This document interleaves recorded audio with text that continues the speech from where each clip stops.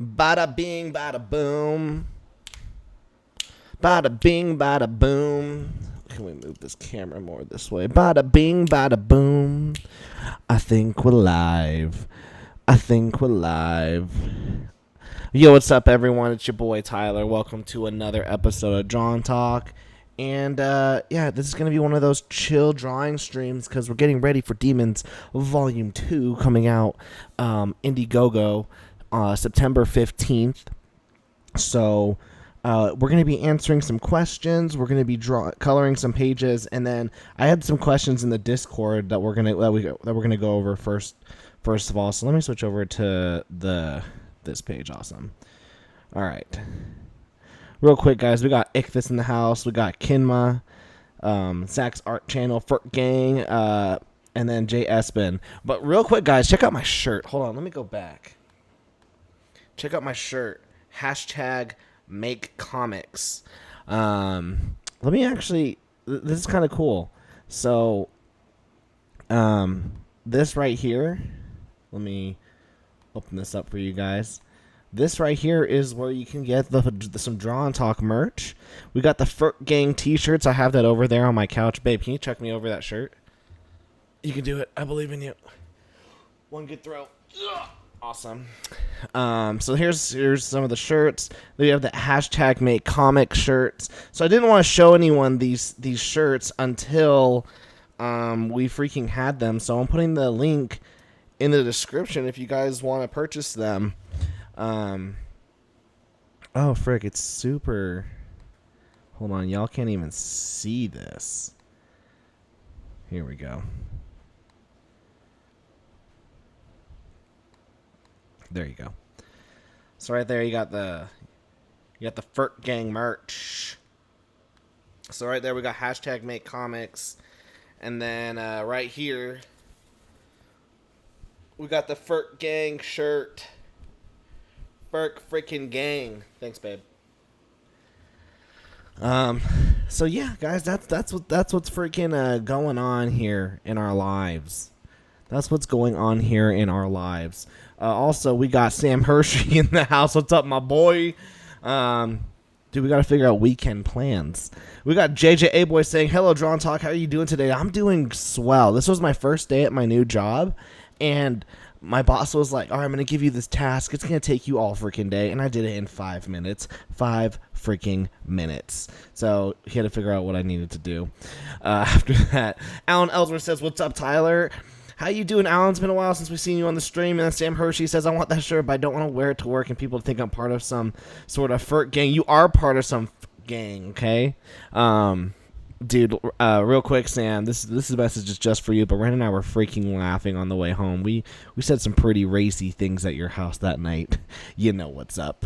Okay, so I want to get into our Discord real quick. Our Discord, we had 2 questions. The first one was from Ichthus. He said, how do you plan out panel layouts for each page? It would be interesting to discuss. And then from TK, he says, what about camera angles? That's also important to the overall flow of reading comics. So we won't go super in depth in this, but you know, we can draw some things real quick before. This is the page that we're going to be coloring today.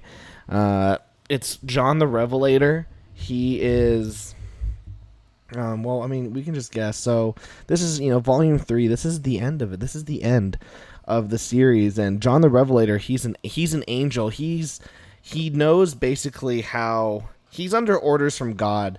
If you've read volume 2, if you haven't read volume 2 of Demons, you can purchase it either on the Indiegogo that we do on September 15th, or here's a link in the chat of the store where you can purchase volumes 1 and volume 2. But right here, John the Revelator, he knows that something is going on.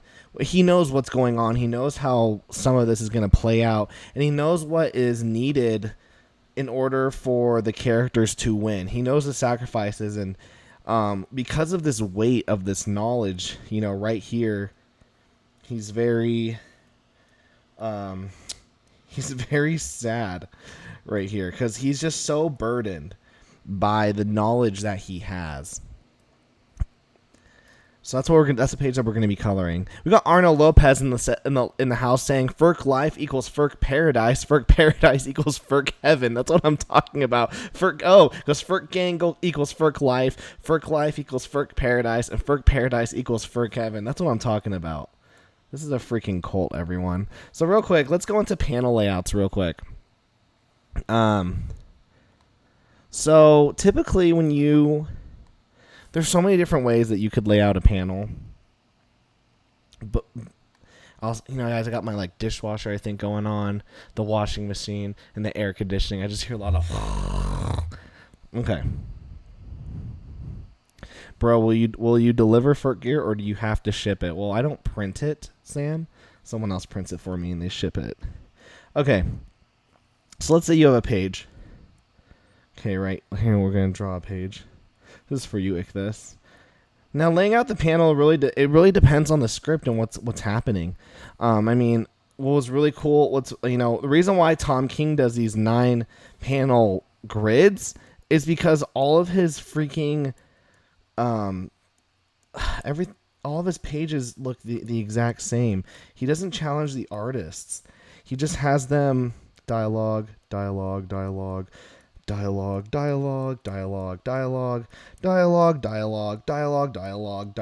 is a freaking typical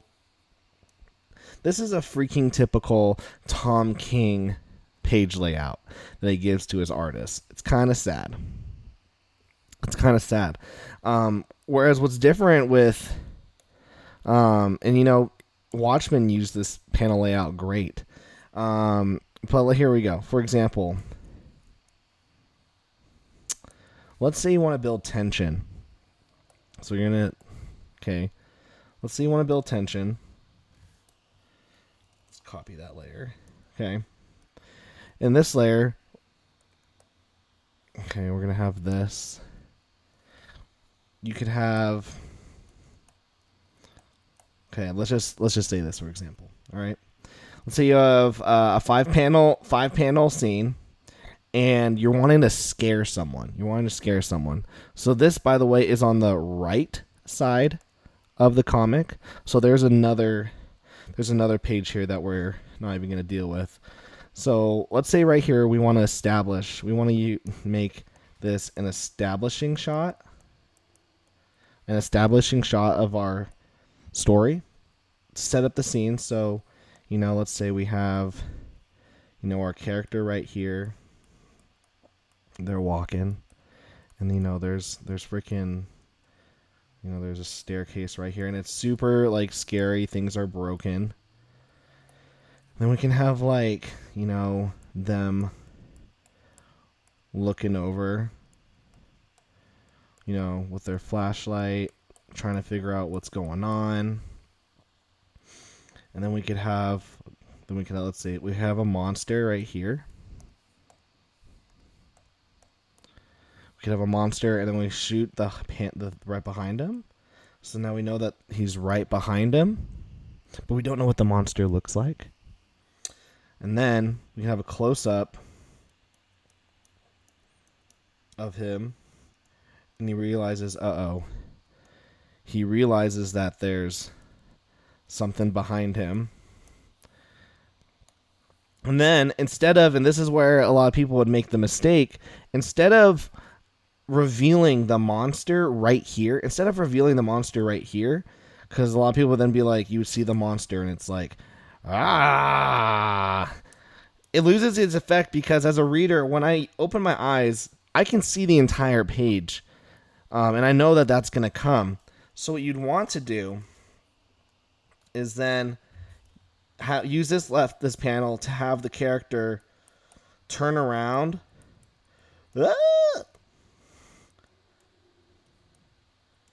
Have the character turn around. All right. And then there's another page right here that we're walking. But then this could be the splash page, and then we have the character, looking up, and then there's the monster. Okay, it builds tension. It builds tension. It builds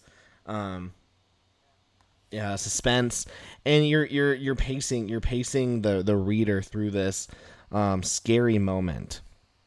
Okay, so Ichthus, I hope I answered that question. With panel layouts, panel layouts are all about timing and pacing.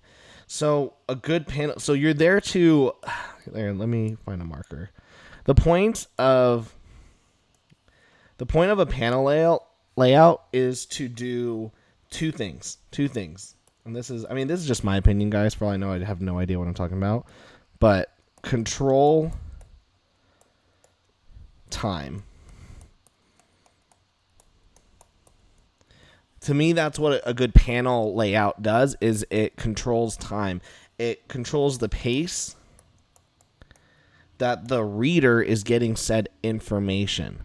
If the information isn't super important, then you can rush through rush through scenes like, oh man, I hit the wrong button on this thing. With that horror thing that we just did, it's important as the writer to control the pacing of the monster reveal to the main character. But in a fight scene, a panel layout could control how fast something is going. For example, we have this. You could have a panel layout like this, and it's Superman flying right here. Flying, smacking, then more thingies, and this is very fast paced. 1, 2, 3, 4. With you could have dialogue, you could have the speed lines, and what this does is it creates a sense of urgency. Arnold Lopez says, was Constantine the inspiration for Demons? Now, I'll be honest, I had never seen Constantine or heard of Constantine when I created the idea of Demons. I actually never really watched anything supernaturally that was like horror, supernatural, before I wrote Demons. And then it just so happened that I wrote it. I came home from South Africa. I wrote Demons. We started making it. 2 years later, I find out about things like Supernatural, the TV show. I read my first Constantine comic, and it all just happened. It all just happened. So, yeah, guys. So if you guys have any other questions or demo things you want me to do real quick, let me know. Oh, and one more. This is from Tyrion, and he's talking about camera angles. So let's play around real quick with some camera angles. All right. So let's say you have a character and they're flying. Okay, there's two things that our brains instantly go towards when we're artists. The first one's a side view. So there we go. And there's their body. There we go. And this. Super easy angle. Okay? But then we got the second one that we instantly go to is also this. Jeez Louise. Is this straight on?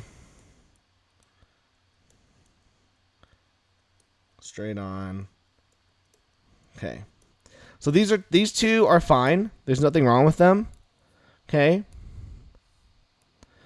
But they're basic. So if you want to take it to the next level, think about it like this, okay? Let's do it as if, let's put the camera, we'll use this guy as an example, but let's put the camera up here. Okay? So we're shooting above him. So now, when we're shooting above him, we're going to use the blue pen now to signify it. Seth Jackman in the house. What up, Seth? How you doing? Using this camera angle to shoot upwards, we now have this.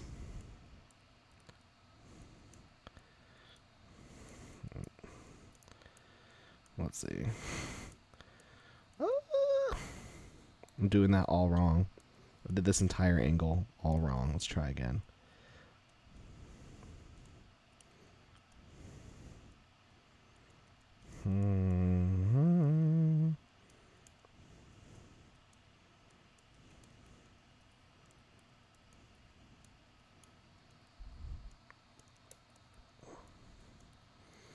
You see what I'm saying? It's a little different because his body parts are getting in this way.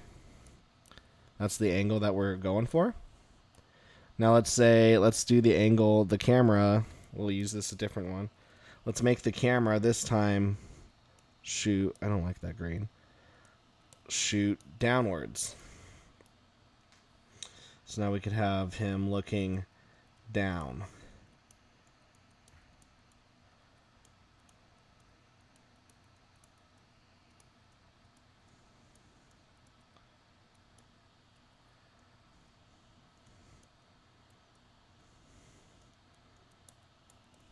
Okay.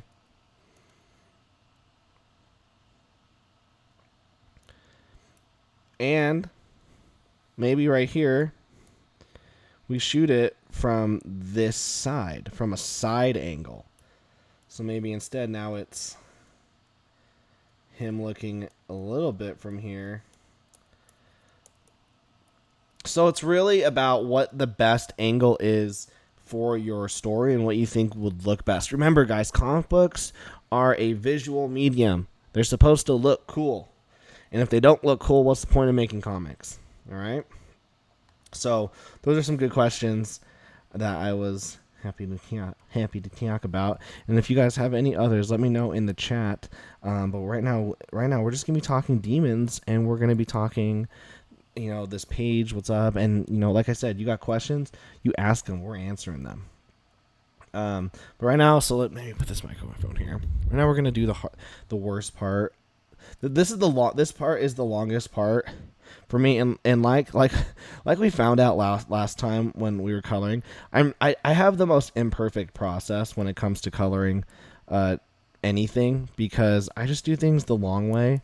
I don't like I just use the paint bucket tool here like 1,000 times, but I'm not the biggest fan of using said paint bucket tool. I like to just really, just like legit just paint. Kinwa says, I wish I was better at coloring. What do you struggle with most when you're coloring, Kinma? Like, what's the hardest part for you? I think the hardest part for me, and I'm still constantly learning, is trying to pick out a color palette that works and that brings out the mood that I'm going towards. That's what I struggle with, if anything, when it comes to coloring. I wish I could do things faster. Ichthus asks, how was the process working on demons compared to your previous work or other projects? That's a good question that I've never thought about. With demons, it's been such a Travis sent me these pages like months ago. He sent me the final pages. We've been finished with demons for like the last 4 months. And I've just been chilling on them. The process was really great. I came home from South Africa. I had this story. I saw that I saw artwork by Travis, and I was like, man, this is so cool. I wish he would draw my comic, but I didn't know how to get a hold of him. And then eventually, somehow, I saw a post from him on the Facebook on one of these groups. He was like, I'm looking for work. And I pitched him the story, and obviously I pitched him my bank account, and 14 issues later we have this story. It's just super, and it's been super fun. It's been super hard. It's been super challenging. Demons to me has been like the biggest comic book making learning tool ever. Like this is where I first ever tried to draw comics color comics was here. This is my first comic book that I ever wrote for an artist. So I learned about that. And then, I learned a lot just by trying to attempt to tell an epic story. Demons is a very simple story. We're not getting into some crazy storylines or plot devices. It's pretty straightforward for the most part. And I learned how to tell a basic story while keeping it to the confines of 4 issues, 4 issue arcs. And if this was a mainstream comic and I knew I had like 50 issues, I probably would have told it a little differently. But it was such a good learning curve to tell a story in 4 issues, and then to learn how to expand it into a 14-issue series. Technically 15 if you count the Hollow Girl vs. Demons crossover event. All right, let's see. I think it stems from being. Kinma says the reason why they struggle is it stems from being red and green colorblind. So coloring is just an overall challenge. We know my friend Brad Ashworth. He's colorblind, and so he works in gray tones, and his work is phenomenal. His YouTube channel is Pencil for Life. If you want to ever check that out. But yeah, in terms of like working with other artists, with Travis, I've never ever once sent Travis an email that said, "Hey, you got this wrong," which has been really great. In fact, I've always sent Travis an email that said, "Holy crap, that's better than what I wanted." It's sometimes working with artists who, especially those who are in different countries, there's like a language barrier, and so sometimes things get misinterpreted. With Travis and I, it's been great. And what's also great has been, Travis knows these characters like I do, and he's not afraid to like message me and say, "Hey, are you sure that was consistent with the last issue?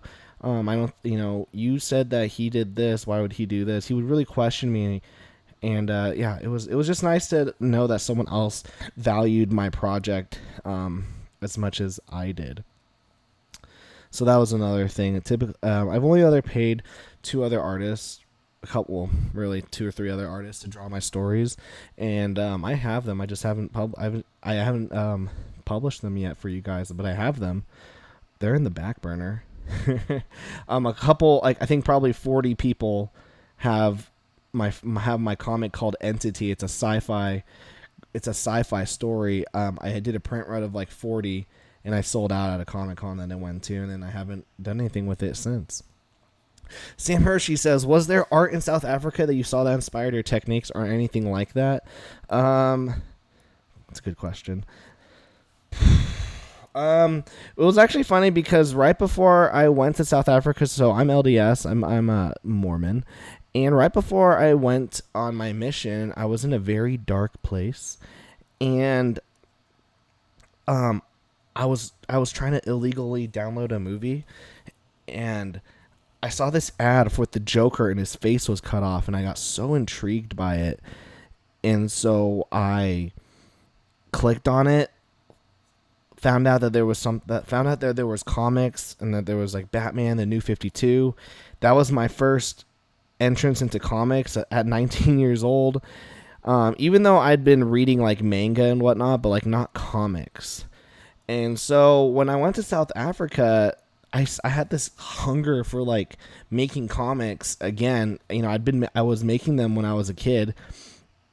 I still have them, but it kind of like I just kind of stopped. I kind of just let it go by the wayside. And then I bought every Batman New 52 book, and I was like, oh my gosh, like this is amazing. This is so amazing. I just want to keep reading more, and I want to make comics again. But it was such a bad time because I was leaving for South Africa, and so I brought a sketchbook with me to South Africa, and I was just doodling. I was constantly coming up with comic book ideas. And then one area I was in, there was a legit comic book store there, and it was tight. And soon, I was checking out more comics there, and I started buying some how to draw books, and started really practicing how to draw while I was in there. Because there's some downtime when you're a Mormon missionary, and I was just like, flip, well, I already read the scriptures a bunch today. Might as well freaking practice a skill. So I was just doodling and learning how to draw. And so I wouldn't say that any particular style affected me while I was there, but my love of comics grew in South Africa for surezies. For surezies. Gosh dang, my back hurts so much. It's redonk.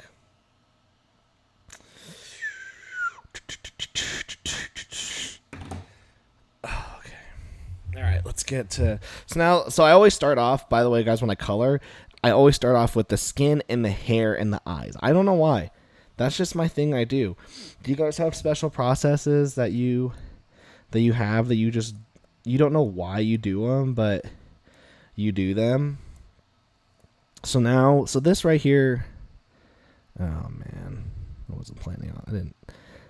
Also, sometimes Travis designs things that I'm like not aware of fully, or I forget. Guys, I suck at designing things. Travis is so good at just like when I sent him the script, it said, hey, I need you to design angels, angels. And this was his design for him, and I freaking loved it. It was different, and it fit the mood of the story so well. Seriously, whenever you work with another artist, make sure that they have your back. Honestly, make sure that they are invested in the story. Yeah, so it looks like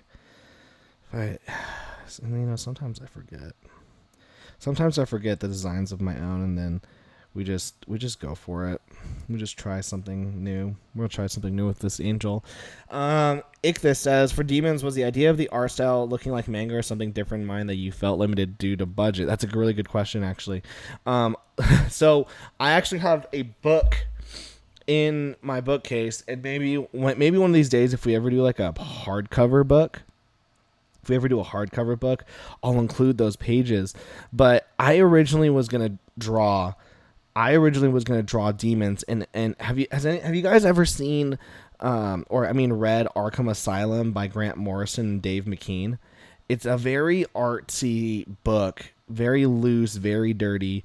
That was what the book was gonna look like, and I tried drawing it, and it was so terrible. I legit tried drawing it. It was so terrible that I was like, flip, I need to find someone who will draw this for me. And Travis Martinez was always the person that when I saw his work initially, I was like, this is my guy.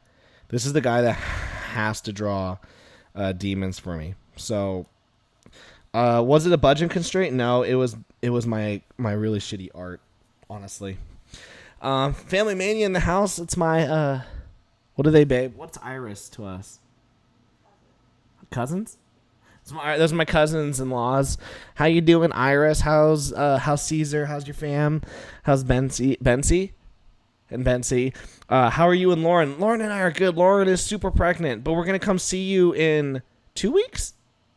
We're gonna come see you in 3 weeks. So super excited to hang out with you guys. It's gonna be a lot of fun.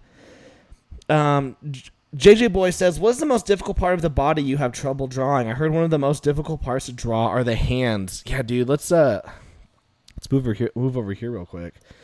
Dude, drawing hands is the worst. This is me drawing a hand. And you know what? There's so many different ways that you can draw. So I know that there's like the ball of your thumb right here. And then you have this, and then this is your wrist. And then there's a thumb. There's the knuckle.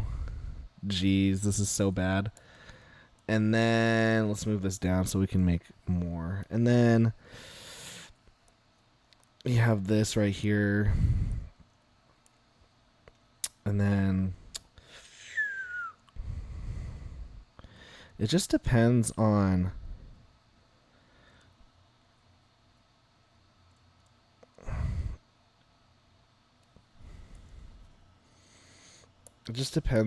what how you want.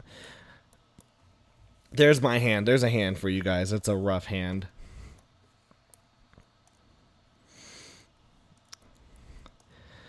Honestly, it just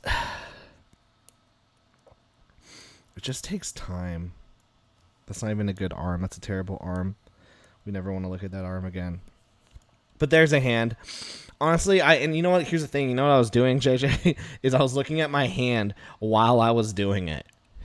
And there's nothing wrong with that. And if you need to you can take a picture of your hand. I know Jason Brubacher, he takes, if he can't, I know for a fact that he's not good at drawing hands. So what he does is he takes a picture of his hand in the exact pose that he needs, and then he freaking puts it into Photoshop and he traces over it. And that's okay, because it's his hand. And he can do whatever he wants. Leighton Watson in the house, how you doing? He says, planning on getting a drawing tablet, never done digital. Do you suggest an iPad Pro or any legit tablet brands like a Wacom? Great. It's a good question. So I've never drawn on an iPad Pro. I think they're too expensive personally, iPad Pros. But at the same time, it comes with software. You can get software on your iPad Pro, and if you get a drawing tablet, you need to have like another like software source, like what's it called, like a computer. You need like a computer or something to use it. So that could be like, so an iPad Pro could be good. I use a UG tablet. It's like the super cheapest, clunkiest. It's not clunky per se, but it's a cheap alternative to Wacom, because Wacoms, and I was looking at this the other day, Wacoms are thousands and thousands of dollars. This UG tablet, it's I think it's a 13-inch screen, 13 or 14-inch screen, and I got it for like $400. Super affordable, and it works great. It's it's heavy, it's clunky, it doesn't have any cool buttons on the side, but it really works. Other alternative brands that you should use before you go to Wacom is XP Pen. XP Pen's pretty good, and then you also have Huion. Huion has some really cool tablets that I would check out. Wacoms are intense. The reason why I say don't use Wacom is because, it's such an investment. My cousin, he has a Wacom. His parents bought it for him because he was like, yeah, I'm going to do design work for Blizzard, and I need a Wacom tablet to do that. So his mom got him like the 22, no, it's like the 30. It's like the biggest one that you can get, the biggest Wacom you can get. So it's like, so expensive. Like, it's so many monies, and guess. And when I went over there a couple years ago, guess where it was? It was in the freaking garage, just collecting dust, just collecting mother freaking dust. It was so ridiculous. And I was like, I remember going like, dude, why is this here? And he's just like, I don't know, I just don't use it. And I'm like, bro,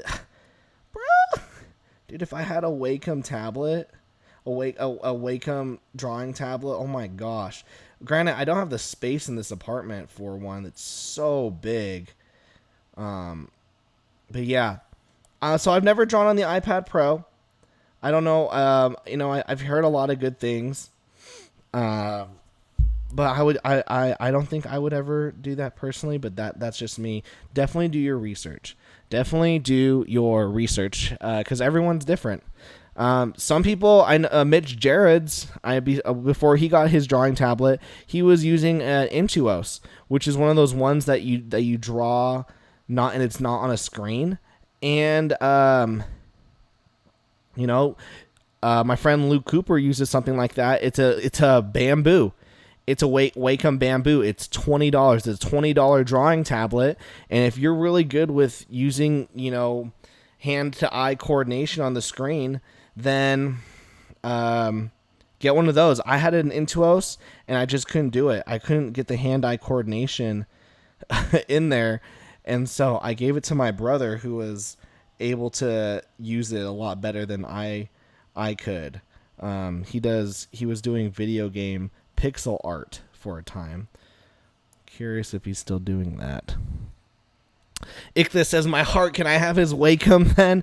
Man, I went to my dad. I was like, can you tell them that I will take that off their hands, since they're clearly not using this?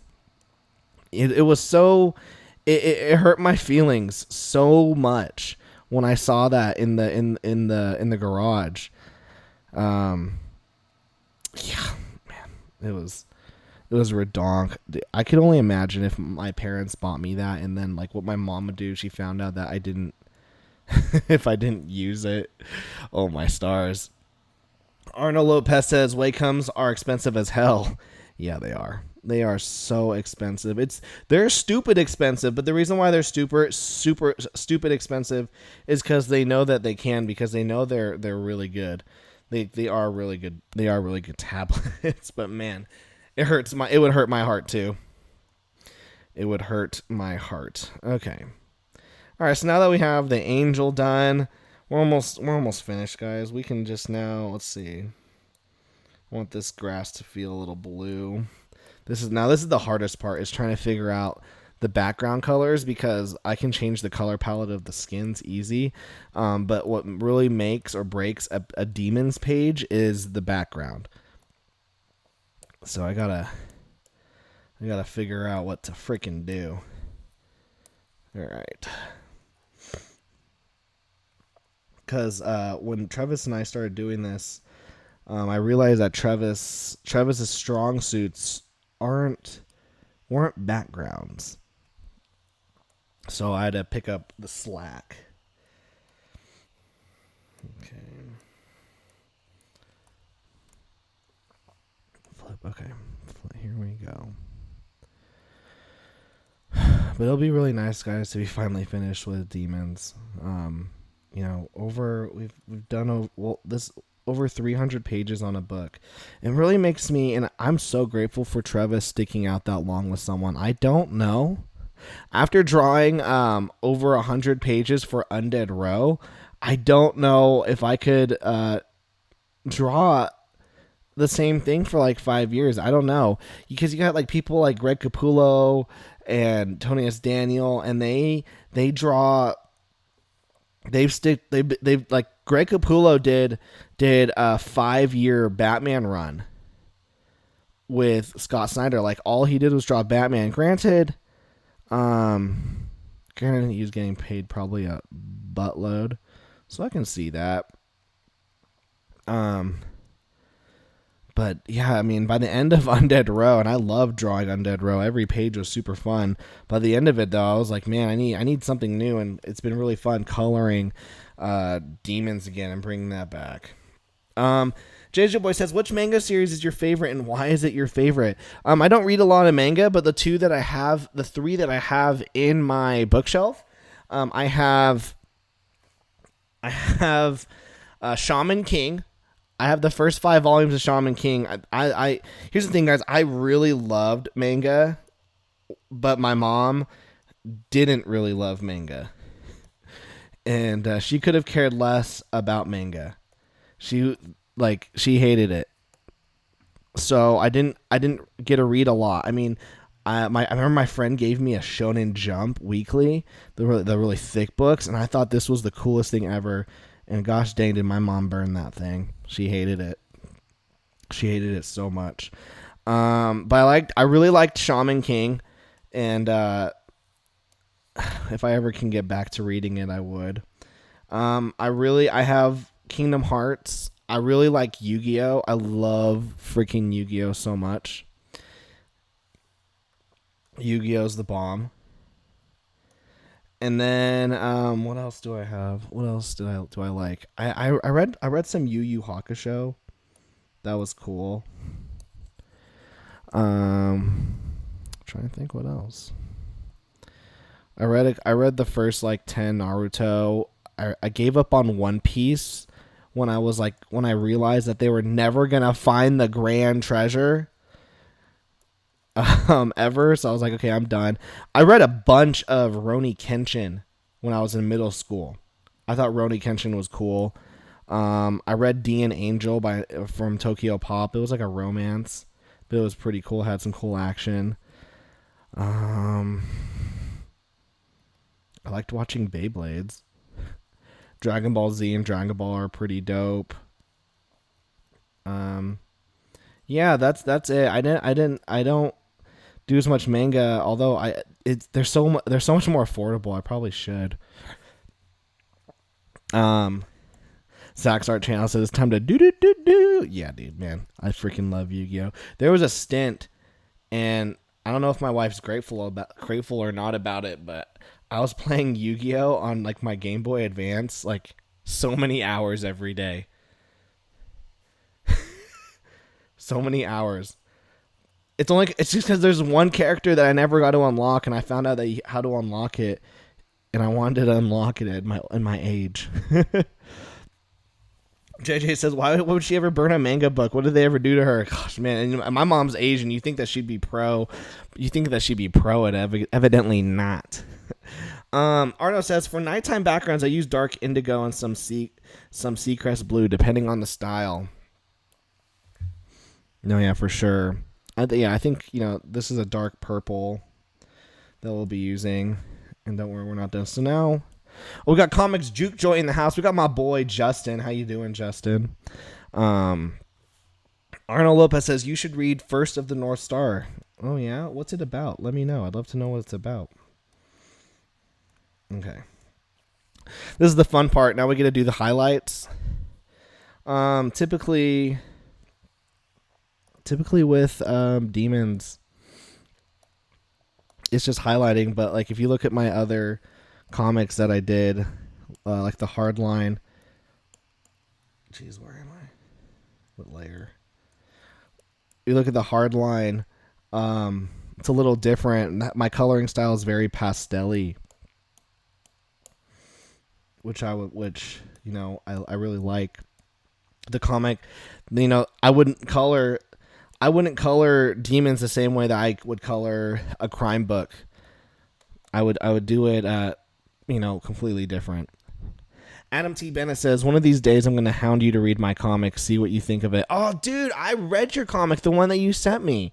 Did I not email you back, dude? I feel like I emailed you back. I really liked it. I swear I emailed it because I remember reading it in my car right before I went into work. Ichthus says, what's the inspiration of making the demons the third aspect of making demons, the three aspects of family, faith, and religion? Well, family, faith, and religion. Faith and religion are kind of the same, but kind of not. Well, first off, family means the world to me. I'm really big into family. I used to not be really big into family. But I don't, maybe as you grow older, you realize your perspective changes on things, but family, there's nothing more important to me than, family. And also, family is a part of, all of us have experiences with, our individual families. So, I wanted to tell a story about a guy who was struggling with the idea of faith, who was struggling with the idea of quote unquote family, trying to we all go through crap with our family where as you're a teenager, you kind of don't really respect them as much as you should, and then you realize that they were probably right on everything. That's just me personally. And then it's about forgiveness. A lot of us, when we have our families, we kind of take them for granted sometimes. That's too big. I don't like that. I just felt like there was always times where in my family or just myself where I could have been more forgiving and I wasn't. And maybe if I forgiven, family members for things that weren't even, because ultimately, your family members, they do things for you to protect you and to make, there's never any malice for the most part whenever your family members want to come help you. So it's understanding that and coming to terms with it. That was a big reason why.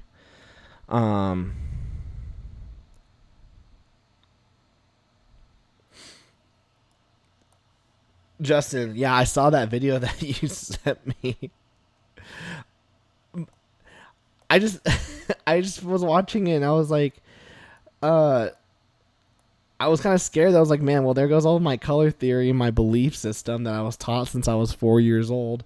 And if, like, even at my church, they have a primary color song. Is there a primary color song at church, babe? Is there a primary colors church song? Is there? Yeah. So, like, I just feel like the whole institution of my life has been lying to me because of because of this. Adam T. Bennett says, I have the new Finley Nom 75. Was that the one you read? I'm trying to remember it, but I know there was a tank involved at one point, and I really like that. There was a tank involved, so is that the one that you sent me? Peter Guido says, does your family, not including your wife, encourage you to make comics?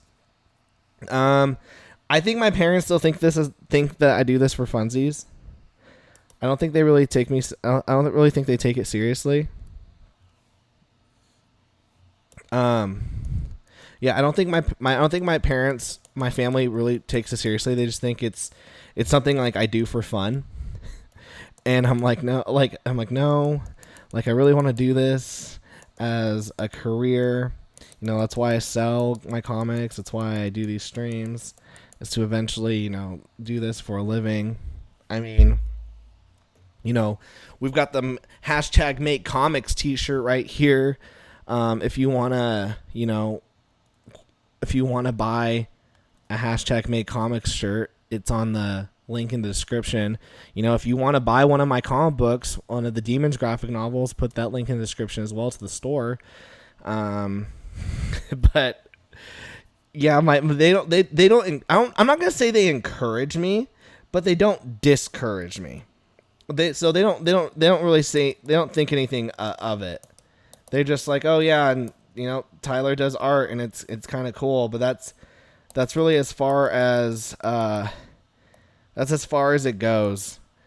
My parents are still very old school in the, you know, work a job, you know, have health insurance, which is all very important stuff, by the way. You know, work, you know, for someone for 40 hours a day and then bounce. And for me, I'm like, well, one of these days there's nothing wrong with that, but for me, I want to work a job that really gets me going. And really, you know, what gets me going is making comics. I just really enjoy storytelling. I love making comics. I love talking with you guys. I love streaming episodes. I love recording myself draw. That's what really gets me going. And so I don't know if they really take me seriously on this or not. You know, maybe I'll have to ask my wife. Maybe my mom's talked with her and been like, oh, is Tyler still doing that thingy? Is he providing for you? But my biggest support system is my wife, and that's the most important support system. Okay.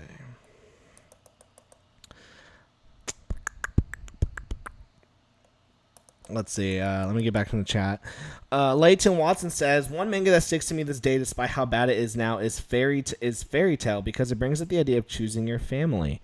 Ooh, that's very interesting. See, with manga, I've never like read a bad manga. I've always enjoyed some aspects of a manga, because I just feel like they're able to do something. They're able to do things differently than other mediums, and you know, their way of storytelling is super awesome, and I really appreciate it. Okay, let's see.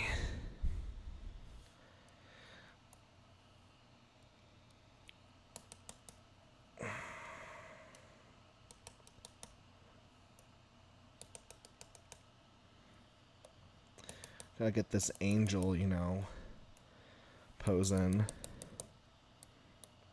right there. Give him the light. Arnold Lopez says, my grandma from my mama's side tries to get me to quit comics every so often.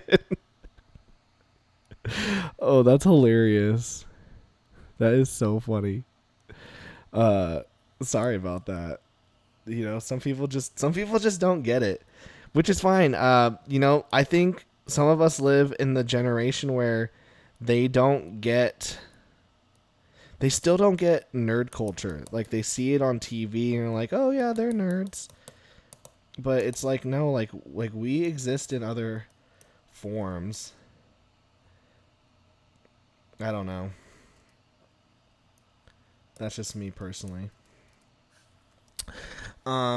Justin says it perfectly. It says, create comics for fun with the dream of it being serious. Absolutely. And honestly, guys, the only way to do that is by giving it your best. Otherwise, it's just an expensive hobby that we all have, which by the way is totally fine with like having. Let's put in some stars.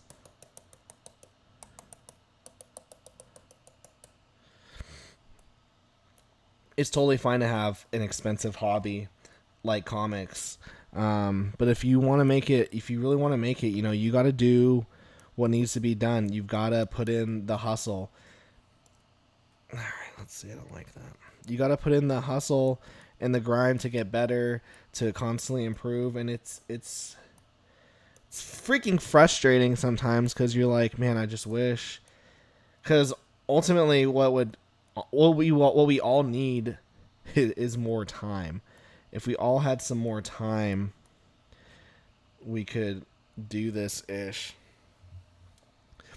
Sam Hershey says, I'm new to comics and I'm overwhelmed by how much is out there. Where should I start?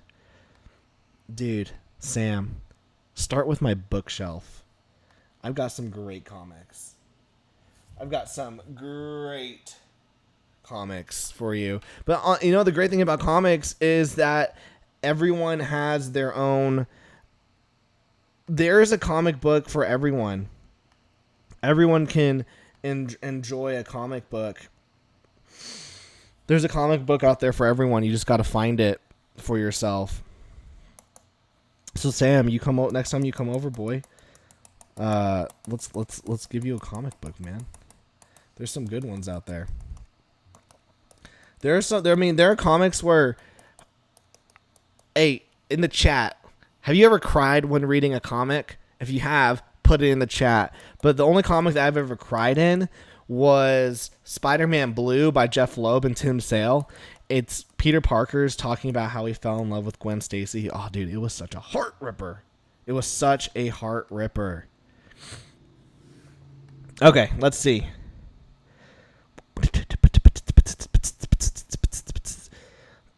Zach's Art Channel. My family wants me to paint instead of comics. I'm the Uno reverse of Bob Ross. Can't paint and I'm a hothead.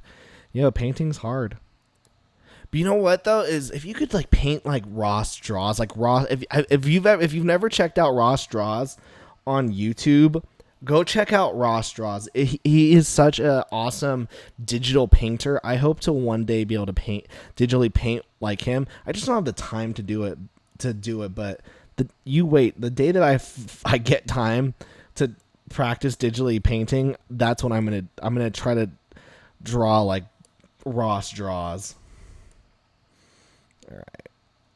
So by the way, like, I put this purple layer on because it was before I learned how to like color in different color palettes and change like skin tones to like purple and whatnot. I would just put an overall layer, and I've done that since with all the Demons books. And you know, you just gotta keep things. I just like to keep things consistent. Oh, that needs to go right there.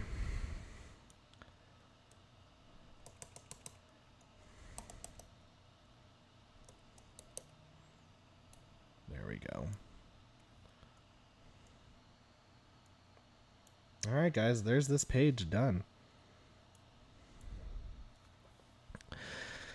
Okay, Zach's Art Channel, bro. Ross draws a sick dude. I know.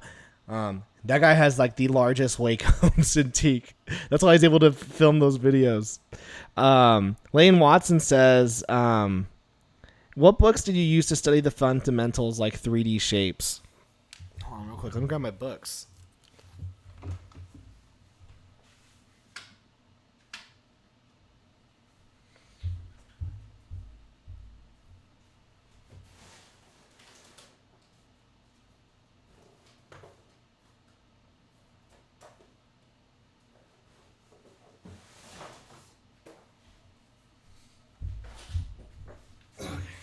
All right.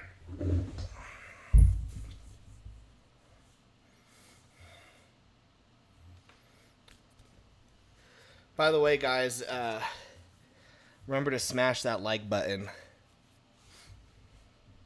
Okay. If you haven't yet. All right. Let's put this on to the side. Let's put this. Hey, babe, we need a bigger apartment. I'm joking. Okay. Let's just go over these. What's up, Lego Studios? We got Lego Studios in the house. All right, so this book right here, Drawing Perspective, How to See and How to Apply It by Matthew Bream. Super helpful book, and it will change the way that you look at shapes. It will change the way that you, when you go outside, you're going to be looking, when you're going to be looking at buildings, you're going to be looking at the city, and you're going to see everything in perspective. It's kind of annoying, but you're going to see everything in perspective. It's absolutely nuts. So this is a really good book, Drawing Perspective, How to See It and How to Apply It by Matthew Bream. If you have any questions or want to know these books, hit me up in our Discord channel. Link is in the description of this video. Second book that I have was Drawing Cutting Edge Comic Books by Christopher Hart. And this is like super 90s era comic books. I mean, this is what you're going to get. This is what they're teaching you how to draw. Super 90s books, but it teaches you the fundamentals. It teaches you the shapes. It shows you how to break down these faces. Let me find a good one. Shows you like the breakdown of like all the muscles and whatnot. It's super handy dandy. This book is just really time consuming. And if you don't have like the time to really get into it, I don't recommend it. But Drawing on the Right Side of the Brain is for those of us, like me. I'm attracted to art and doing art, but there's still some things that super stump me, and that's the right side of my brain. So it teaches you how to like trick your brain into drawing things differently and better. Because some of us, our brains aren't made to draw. This book will teach you how to trick it. We got LP in the house. Draw and talk.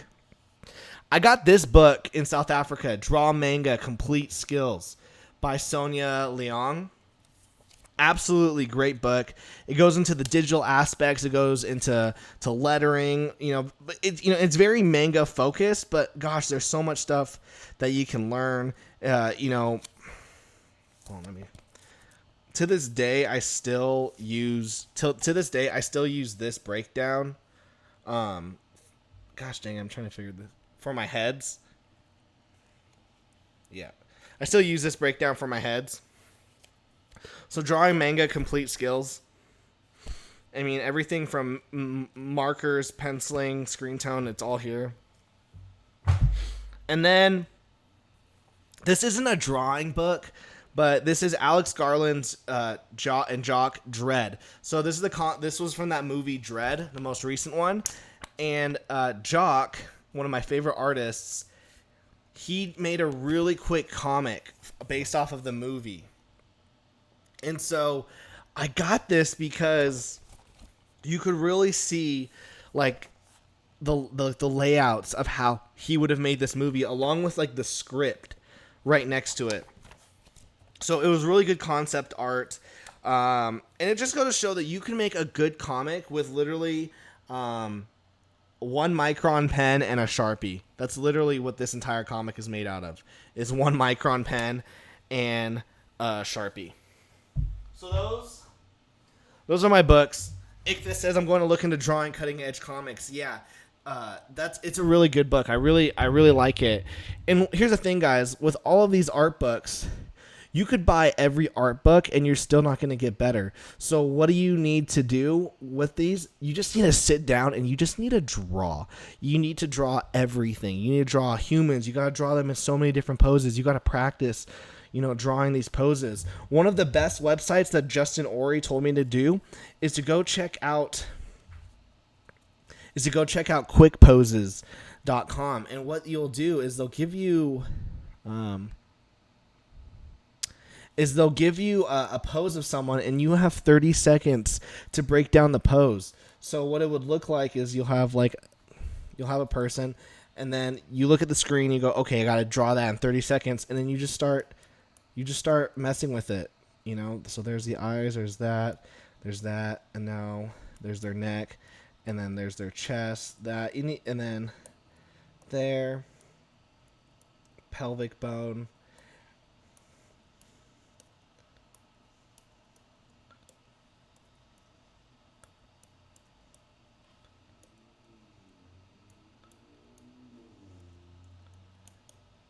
Boom. And then you would do this and you go, okay, there's that pose, done. And it's just there to help you break down this, because once you're able to make it something like this, you're then able to go down and then you can really define it. And you can do this on a sketchbook, So if we really defined this, we then would go like this. So there's our nose area. There's our mouth. There's our eyes.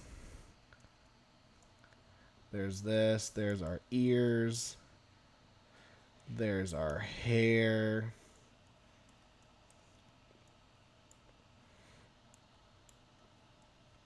And then there's, the chest. You guys are getting what I'm putting down, though.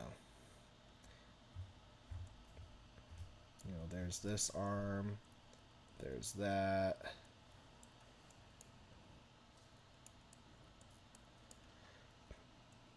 Those are my really lazy hands that I just drew.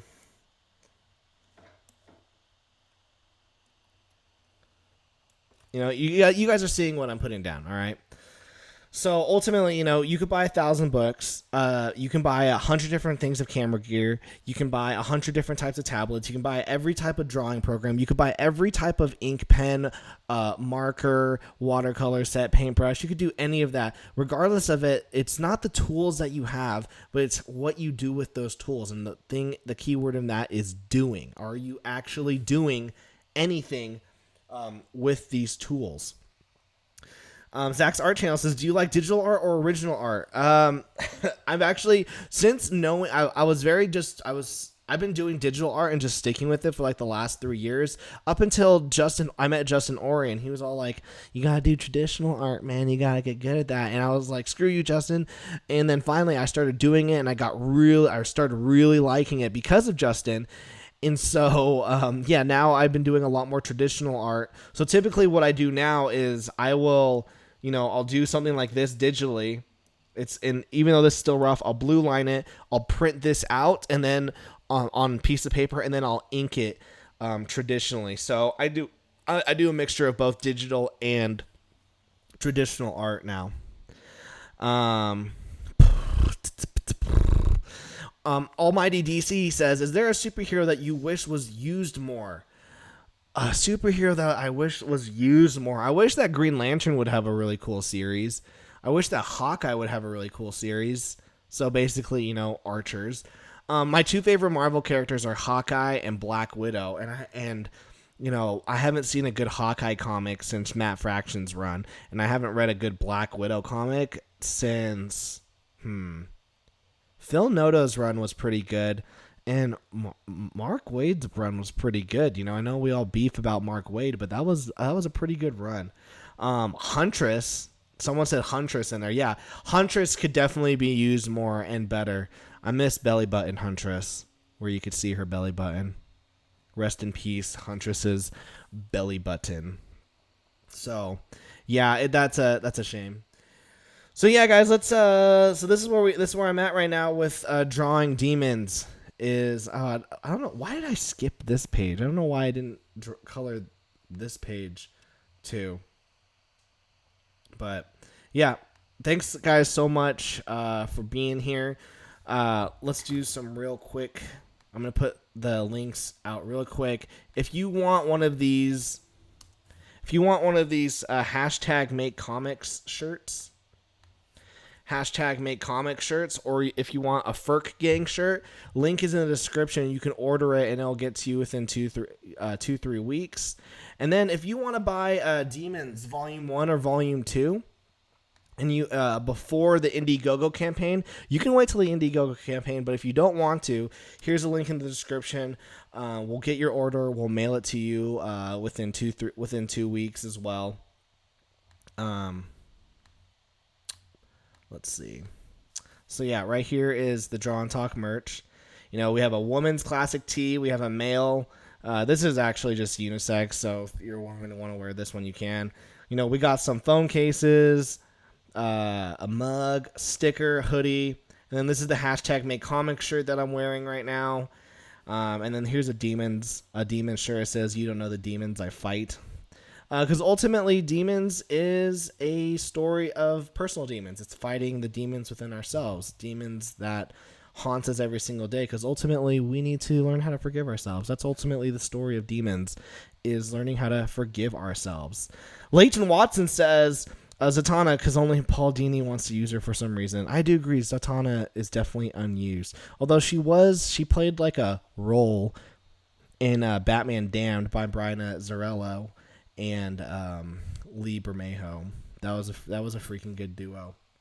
So remember, Demons Volume 3 is going to be out September 15th, live on Indiegogo, September 15th. And it's going to go till October 14th. And then I'm going to have a baby boy.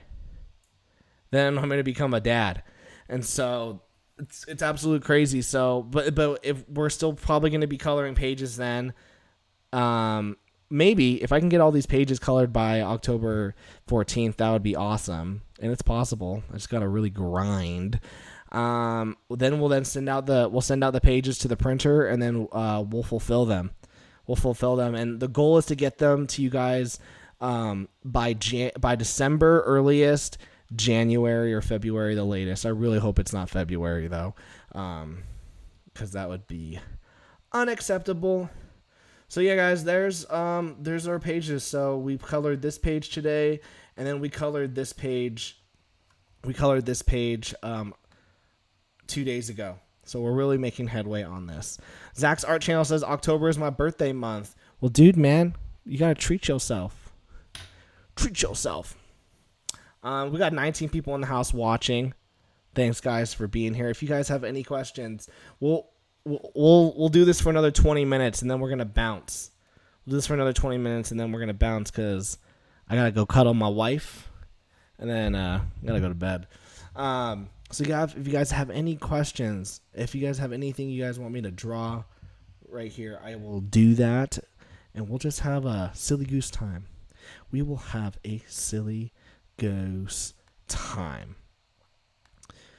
Oh, man. By the way, guys, my back has been hurting like a mofo. I don't understand why.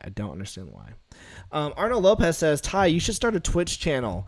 Arnold Lopez, I've actually thought about starting a Twitch channel. The only problem is that, A, I don't like to always stream my art.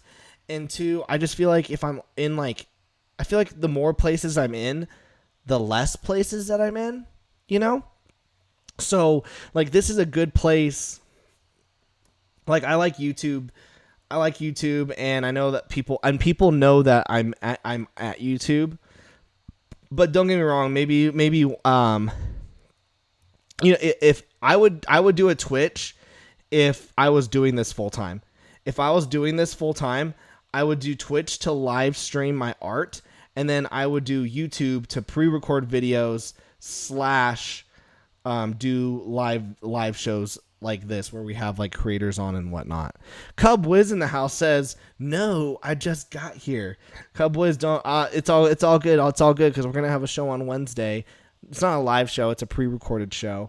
But then also, maybe we'll do another stream throughout the week. Who knows? Zach's art channel says, "Draw a Star Wars ship." Chill. Okay, let's do this. And yeah, if you guys have any other questions, like I said, we're gonna go for another 15 to 20 minutes, then we're gonna bounce. All right. So drawing a Star Wars ship. Jeez Louise, I've not drawn a Star Wars ship in freaking forever. I think this is something. Okay. You guys excited for the rise of the Skywalker? I heard that the Rey could go back in time and could be Shmi. I don't know how I feel about that, but there's a part of me that thinks it's kind of cool and kind of not cool. If you don't know who Shmi is Anakin's mother. So essentially, Rey could be Anakin's mother. That's why, I don't know. Is this a Star Wars ship? Because I think I'm failing.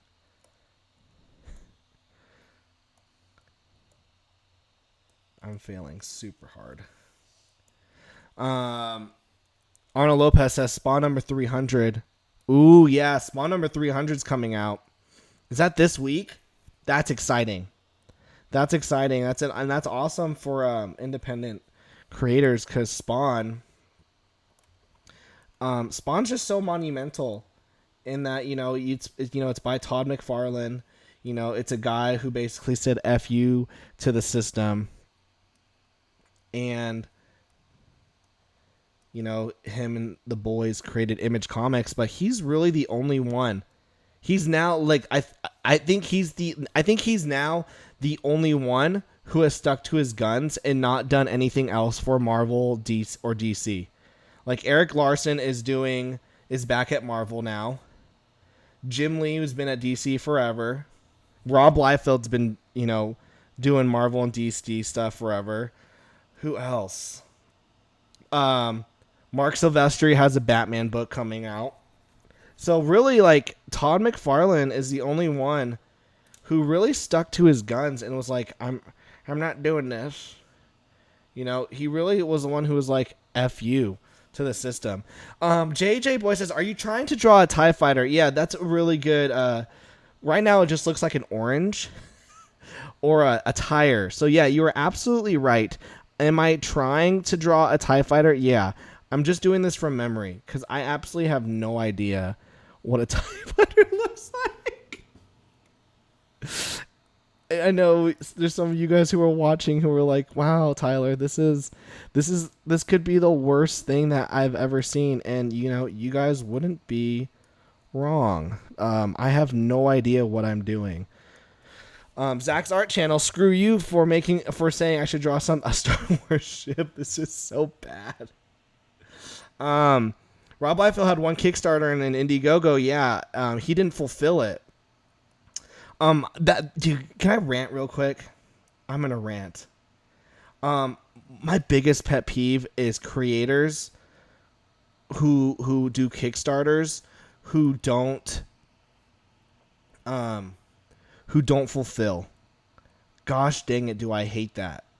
And speaking of Ross Draws is someone who is guilty of this. Because he had a Kickstarter and he said the book was already finished. He just needed the funds for printing. That was 2 years ago. And he got over $100,000. And he's been updating. He's saying, yeah, I'm working on the book. It's almost done. I keep adding to it. And it's like, dude, you had 100,000. You raised $100,000. You have people wanting this book. Where is it? Why? You just took their money and went away. Same with people Rob Liefeld. Where's his Guys, this is so atrocious. Where's his book? Where's his book? You know, I don't know. Guys, this is so bad. This is so bad. You know, Zach's art channel, I feel like you're not, I feel like you wanted to see me fail. I feel like you wanted to see me. Arnold Lopez says, don't worry, Ty, we've all seen worse. Dude, like, I don't even know what a TIE fighter looks like. Screw it, you know what? Let's see what a TIE fighter looks like. TIE fighter. Okay. Oh, jeez. I am so off. What am I drawing? What am I drawing? What the frick am I drawing? I'm drawing. Well, now I've got no hope. This is not a new hope. There's no hope on this. Wow, that's really embarrassing. Jeez.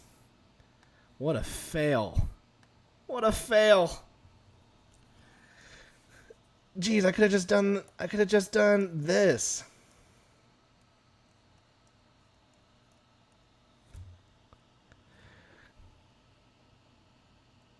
Oh. Wow, those kind of JJ Boy says, yeah, wow, those kind of creators are really shameful. The fact that they are unable to fulfill their promises is just sad. Exactly, especially those who are doing it full time. If you have 8 hours a day to do stuff, I mean, I look at someone like Ross Draws. He only puts out one video a week, and he does this full time. He has time to make this book. What's he doing? I know he also has staff members. I know he also hires an employee. You know, what are they doing? It's really shameful. You know, you got a lot of, I got some Indiegogo creators who I'm like, man, am I ever going to get my book? Am I ever going to get my book? Cub Wiz says, well, yeah, I have something to look forward to on Wednesday. I'm just painting my comic book cover as I'm watching. We'll probably post my progress in the Discord. Oh, hell yeah, I want to see that. JJ Boy says, it does look like the new TIE Fighter now that you mention it. And then we got Adam saying a Tyler fighter. Yeah. You know what Star Wars movie was it though? I'm deleting this. We don't need to see this. There was one Star Wars movie though where they had like a ship, and then it had like a kite thing around it. Was that the third one? Episode 3, or was that episode 2? Do you guys remember? I have no idea. David Whalen says, what's the best sci-fi spaceship? There's 3 that we can go off of. Okay. It's either the Millennium Falcon, it's either the Enterprise, or what's the one in the Matrix called? It had a really cool name. Hold on, let's look that up. The ship in the Matrix. The Nebuchadnezzar. Nebuchadnezzar is cool and has a really cool name, but it can't do jack squat. So now we're gonna go with the Millennium Falcon or the Enterprise. The Enterprise has to have 50 bajillion people manning that mother effer. And like there's one guy just sitting at a chair like, do things. So I don't know about that. I'm gonna say the Millennium Falcon. David Williams says nope, it's Serenity. Dude, did you put me into a trap? Are you trapping me? Was that your point? Was that your point to trap me? Because that was mean. I feel like I was used. Justin saying is you're forgetting the ship in the Flight of the Navigator. Dude, I don't even know what that is. Flight? Babe, do you know what the Flight of the Navigator is? No. Oh, jeez. I've never seen this movie. This looks scary, though. There looks like a lot of scary monsters in this, Justin. I can't watch that. All right, guys. This was real. We actually did this. This was fun. We're going to end this right here. So one last time, remember to smash that like button, smash that subscribe button. Thanks everyone for watching. This was a fun stream. I had a really good time. I had a good time talking with you guys. Had a good time coloring. You know, maybe we'll find out. You know, this was over an hour. It's always fun to do these kind of streams. So remember, guys, if you want a hashtag make comic shirt, go to the link in the chat. It will take you to the Teespring. And if you want to check out Draw and Talk the for the store, and if you want to possibly get 2 beautiful books, Volume 1 and Volume 2, you know, over 200 pages of comic books to be sent to you, you know, you can order those before the Indiegogo. If not, you know, I'll see you on the Indiegogo September 15th. That'll be awesome. JJ Boy says, goodbye, John Talk. Take care of yourself and have a great day. I will have a great day. You too. Zach's Art Channel says, peace out, Ferk Gang, guys. Ferk Gang for life. Macho Dan says, hoo-yah. Macho Dan, dude, you're late. We're ending the show right now. But he says, I need one of them shirts. Well, Macho Dan, you can get one of those shirts here. The link is in the description. Hashtag make comics. Make comics. David Whalen says, Peter Gato says, sounds good. Got to hit the fart sack too. Good night, Draw and Talk. Jason says, nice stream. Arnold Lopez says, Ferk night. Macho Dan says, I'm sorry. Cub Wiz says, have a good night. You guys have a good freaking rest of your day. I will see you guys on Wednesday. Please watch my new video out on Wednesday. I took a lot of time recording it, and I made it look all freaking nice. So it's a nice looking video. It took like 8 hours to make. I hope you guys like it. So remember to smash that subscribe button, smash that like button. I'll see you Wednesday. Peace out, Ferk Gang.